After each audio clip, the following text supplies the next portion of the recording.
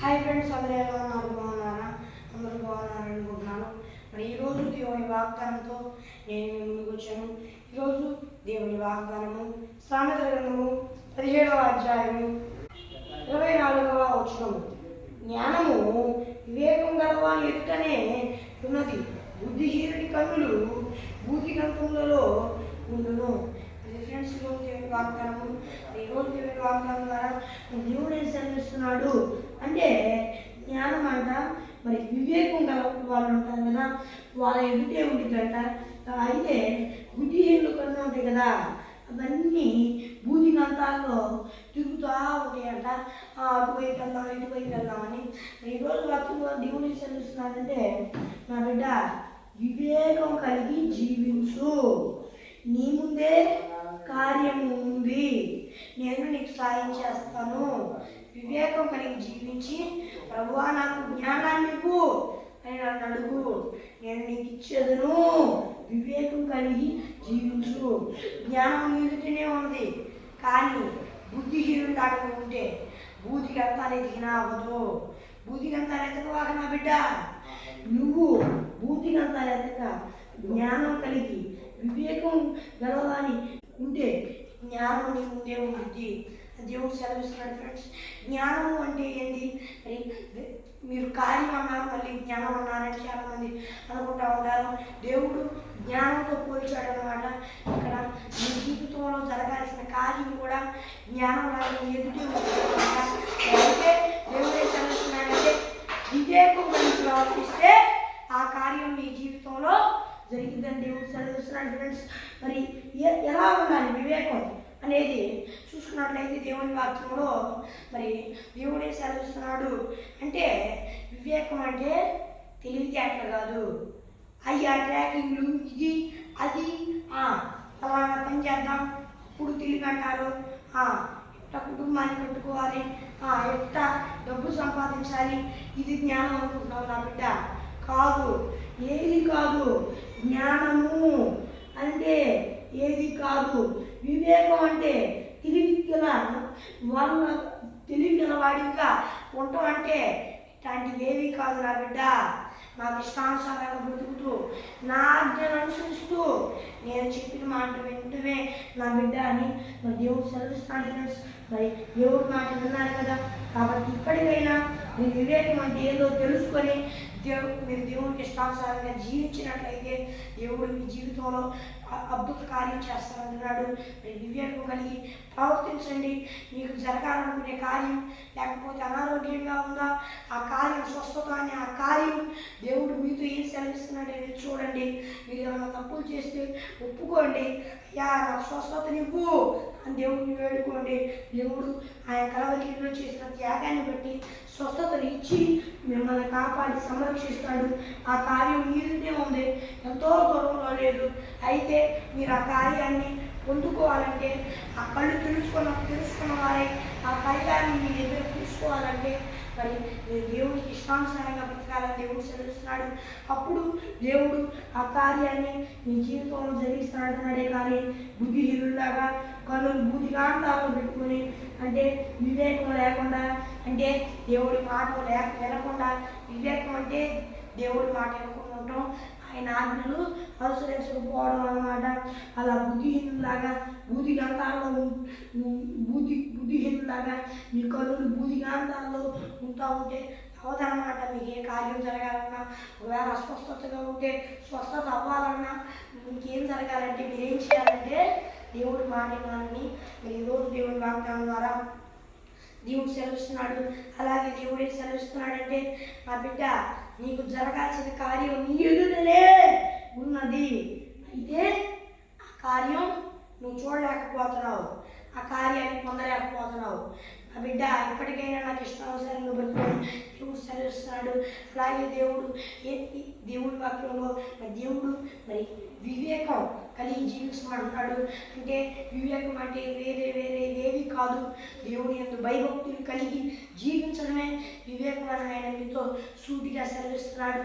అయితే మధ్యలో శ్రమలు రావచ్చేమో దేవుడి మాట వింటా ఉంటూ దేవుడి మాట ప్రకారం జీవిస్తే, అయినా ఆ శ్రమలు మీ మీదకి పొరలి పారమని దేవుడు సెలవిస్తున్నాడు.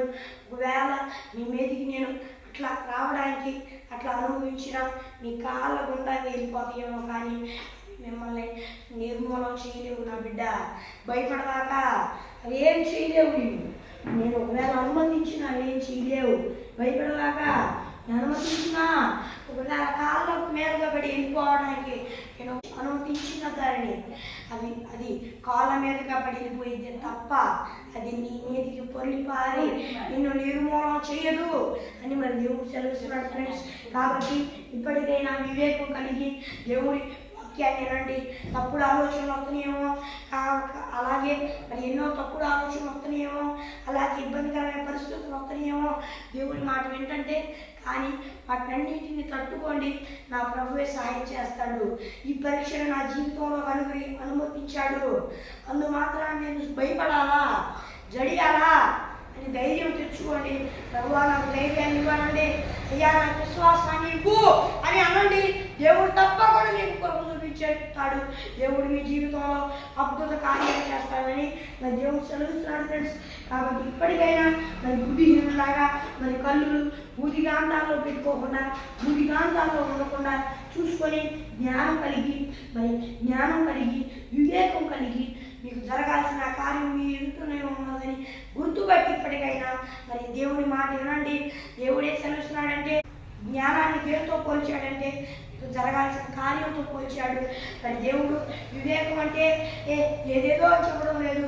నా మాట వెంటనే నా బిడ్డ, నా మాట వెంటో లోకం వెర్రిగా చూడొచ్చేమో కానీ భయపడదాకా, లోకం వెర్రిగా చూడొచ్చేమో కానీ నేను నిన్ను వెర్రి వాటిగా చూడను. నా నిమిత్తం లోకం నిన్ను ద్వేషించింది, వెర్రివాడిగా అనుకునిద్ది, ఏవైనా అనుకునిద్ది కానీ భయపడదాకా. నా నిమిత్తం కష్టాలు వస్తాయి కానీ భయపడదాక, వివేకం కలిగి నా మాటే తప్ప ఏది వినదాక. అడ్డదారులు ఎంతో విశాలంగా ఉంటాయి కానీ అవి చివరికి మరణానికి దారితీస్తాయి నా బిడ్డ. ఇప్పటికైనా ఇరుకు మార్గం ఉన్నది, అయినను అది నీకు రక్షణ ఇచ్చే మార్గం నా బిడ్డ. కాబట్టి నా మార్గంలో నడువు, లేకపోతే నశించిపోతావు అని మరి దేవుడు సెలవిస్తున్నాడు ఫ్రెండ్స్. మరి దేవుడే సెలవిస్తున్నాడు విన్నారు కదా. ఇప్పటికైనా సూటిగా దేవుడి మాటను ఆలకించి దేవుడి ఇష్టానుసారంగా బ్రతకండి. దేవుడు తప్పకుండా మీ జీవితాల్లో కార్యం చేస్తాడు. మరి దేవుడే అన్ని విషయాలు సాయం చేస్తాడు. ప్రార్థన చేస్తూ ఉండండి, దేవుడు తప్పకుండా కార్యం చేస్తాడు ఫ్రెండ్స్. మరి ఇది ఫ్రెండ్స్ ఈరోజు దేవుని వాగ్దానము. మరి చిన్న ప్రార్థన చేస్తున్నాం. పరలోకమందున్న దేవా, నాయన నీ బిడ్డలతో సూటిగా నీ వాగ్దానం ద్వారా మాట్లాడినందుకు నీకు వేలాది కోట్ల స్తుతులు స్తోత్రాలు. దుష్టుడి పారదోలుతూ ఉన్నావు దేవా యేసయ్యా, మరి నీవే సహాయం చేయి. నీ ఉదయకాల ప్రార్థన జరుగుతూ ఉంది పొద్దున పూట మరి 5 గంటలకి. మరి దేవా అప్పుడు కూడా నీ నామాన్ని నీవే మహిమపరుచుకొని దేవా ప్రార్థించుటకు అందరూ వచ్చేలాగా ప్రార్థించేలాగా సహాయం చేయి ప్రభువు దేవా యేసయ్యా. మరి నీవే సహాయం చేసి అందరు యూట్యూబ్ లైవ్ని వీక్షించి కృపనివ్వమని వేడుకుంటున్నాను అయ్యా యేసయ్యా. నాయన నీ బిడ్డలు సూటిగా నీ మాటలు విన్నారు, ఇప్పటికైనా ఆలకించి ఇప్పటికైనా నీకు ఇష్టానుసారంగా బతకడానికి సాయం చేయాలి, నీ మార్గంలో నడవడానికి సాయం చేయాలి అయ్యా యేసయ్యా. అయినా ఈ భూలోకంలో ఉన్న వారందరూ ఇప్పుడు వాగ్దానం చూస్తున్నాడు ఈ బిడ్డలందరూ, ఈ వాగ్దానం చూసే ఈ బిడ్డలందరూ ప్రతి ఒక్కరికి నీ కృప చూపించి అందరూ నిన్ను నమ్ముకొని మారుమనసు పశ్చాత్తాపం పొందుకొని బాప్తీసం తీసుకొని రక్షణ పొందుకుని నీ ఆత్మను పొందుకునే వారై, నీ ఆత్మ చేత అభిషేకింపబడిన వారై నీ రాజ్య వారసులు అవ్వడానికి సాయం చేయి. ఒకవేళ అభిషేకింపబడి కూడా దారి తప్పితే మరలా మారుమనసు పశ్చాత్తాపం పొందుకొని దేవా యేసయ్యా నాయన రక్షణ మరలా పొందుకొని తండ్రి నీ ఆత్మను పొందుకొని నీ ఆత్మ అభిషేకాన్ని పొందుకొని నీ రాజ్య వారసుపడానికి సాయం చేయమని నేను వేడుకుంటున్నాను. దుష్టుని పారదోలమని వేడుకుంటున్నాను యేసు నామం పేరట నీ బిడ్డల జీవితాల్లో ఈ క్షణమందే కార్యం చేయమని వేడుకుంటూ యేసు నామంలో అడుగుతున్నాను. నా జీవితంలో మందులు నాకు జనం ఫ్రెండ్స్ ఈరోజు వాగ్దానం మరి నీ ప్రార్థన అవసరం కొరకు మరి ఇక్కడ కనిపిస్తున్న +9163059600 అనే నెంబర్కి కాల్ చేయండి ఫ్రెండ్స్. మరి ఇంగ్లీష్లో చెప్తాను. +916305960089 నెంబర్కి కాల్ చేయండి ఫ్రెండ్స్. మరి దేవుని వాగ్దానంతో మళ్ళీ కలుద్దాం. అంతవరకు దేవుని కృపాశీస్సులు మనకి తోడై నడిపించుగా. ఆమేన్. Praise the lord.